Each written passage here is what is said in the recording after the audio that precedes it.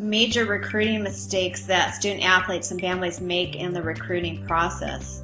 Yeah, a great question. It's probably the most important thing that we work with our clients with is helping them to avoid those really common mistakes. And they're really simple concepts. Probably the biggest one is to target schools above their ability level. So they see the schools that they've heard of, the schools that go on the ticker at the bottom of ESPN, and those are the schools that they target. You know, that they want to go to Notre Dame or Alabama or Texas or Ohio State, and they don't really have an understanding of the different levels of play in college, and they only target those schools. That's a major mistake that they make. Probably just as common of a mistake is that they only target a couple schools. You know, they'll target 2 schools and then they'll have maybe a 3rd school they'll look at a little bit. And the problem with that, if you're not an athlete, that's okay. You can have a reach school, you know, the school you're looking at, a safety school, you can probably target 3 schools and be okay. If you're an athlete, because it's so competitive for each of these spots at the college level, you can't target 3 schools. You have to target, in some cases, as many as 300. Not only do you have to be able to get into that school, but that coach has to want you as an athlete, and then they have to have a need at your position. They have to have a financial aid package for you, and then you have to beat out 1,500 other kids that are looking at that same spot. So what you want to do is the same thing that the college coaches are doing, and that is they are targeting a lot of kids for one spot. You have to target a lot of schools. We would tell our clients, you know, if you want to have 10 schools make you a financial aid offer, and that's what you want. You want, because, you know, if you're a buyer, and that's what you are, you're a buyer, you want to have options. You want to have different people that are going to make offers to you so you can drive the price down by getting the best offer. So let's say you want to have 10 offers. You need to have maybe 50 people recruit you to get those 10 offers, you know, actually take interest in you. And to get 50 people to take interest in you, you might have to start with 500. Wow. Because not every school, no matter how great, you know, if moms and dads are listening, no matter how great your son is, not everybody's going to like him.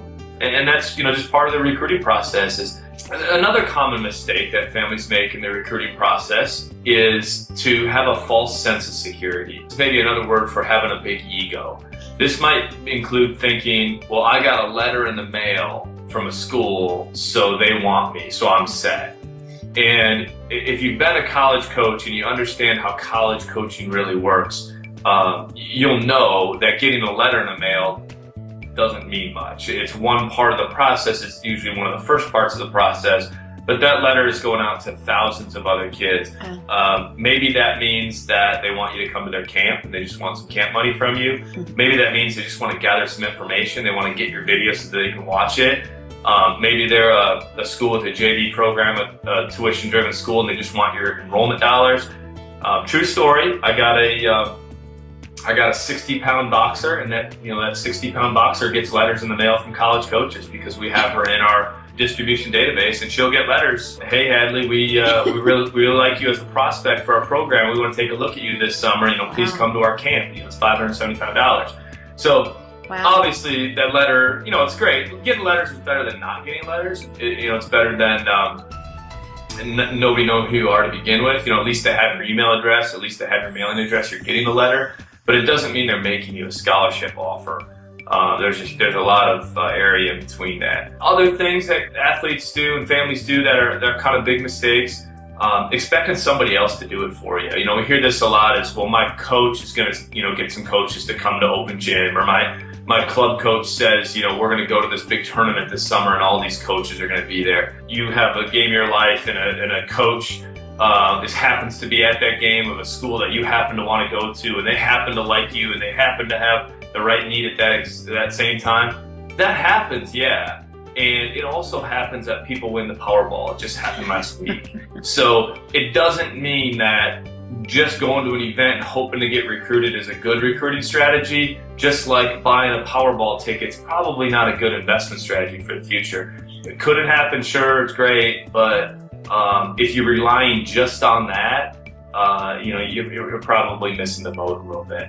So those are some of the major concepts of things that a lot of families make mistakes on, and our role is to help them, you know, try to not make those mistakes.